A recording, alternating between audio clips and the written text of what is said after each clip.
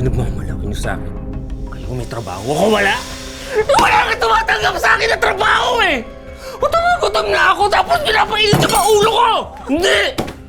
Walang kwenta mo. Sana hindi na lang ikaw yung nanay ko. Bobo!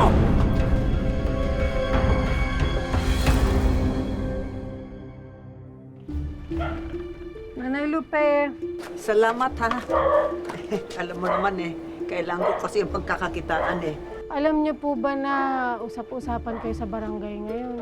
Abay, kinakawawa raw po kayo ni Tonyo. Ba't naman ho kayo pumapayag ng ganun? Sana ho kasi sa edad niyo yan, hindi na ho kayo nagtatrabaho.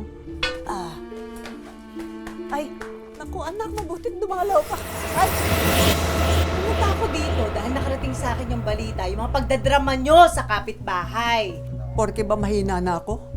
Ganyan na ang trato niyo sa akin?